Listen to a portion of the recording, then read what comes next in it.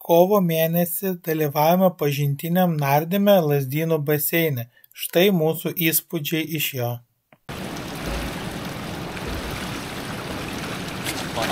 Patogiai būnas.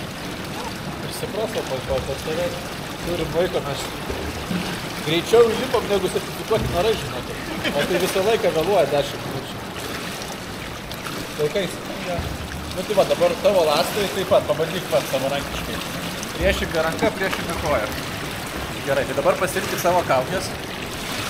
Tavo ta juoda. Ir pasispjaudam taip negailėdami, jeigu trūksta, galite viens kitam paskolinti. Ir išsitrinam. Arčiau priplaukit. Jau mokinkitės, kaip badžiai turi būti per metro atstumą, kad jeigu kas viens kitam galėtumėt padėti. Buvo gan juokinga, kai paprašė ją paspjaudyti, bet tam yra priežastis. Ją paspjaudžius ir patrynus, jinai po vandeniu neberasoja.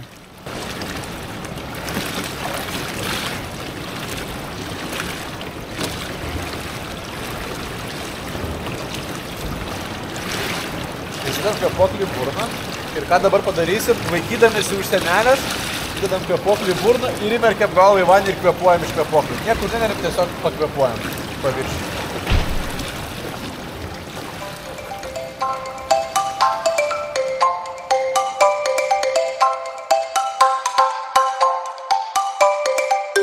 Apsipratę kvėpuoti po vandeniu, turėjome perplaukti baseiną paviršiumi. Perplaukus baseiną turėjome nusileisti ant jo dugno. Tuo metu baseino gylis buvo 1,80 m. Prieš tai atrodė, kad tai yra labai mažai, bet kaip pirmam kartui daugiau negu pakanka.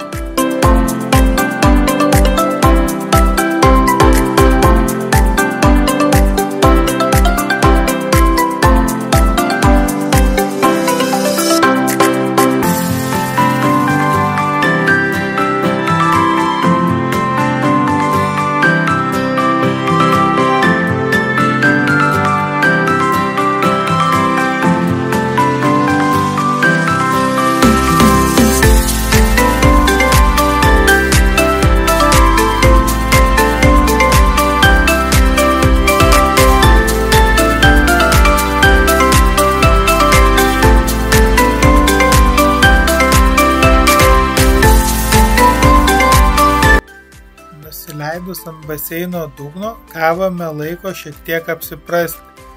Po to turėjome perplaukti baseiną po vandeniu.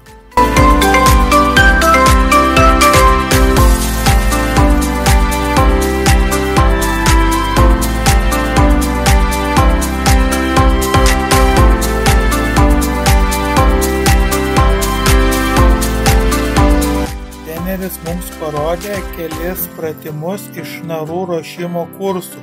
Vienas iš jų yra po vandeniu išsitraukti kandiklį ir vėl jį įsidėti.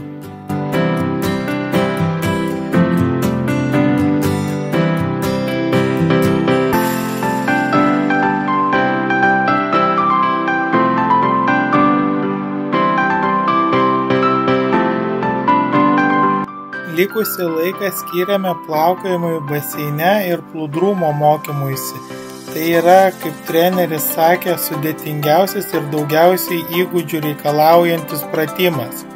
Plūdrumas tai yra, kai tu sugebi susireguliuoti savo kostiumą ir kvėpavimą, kad išliktum nuolatos tam pačiam gylyje ir nekiltum aukštyn arba nesileistum žemyn.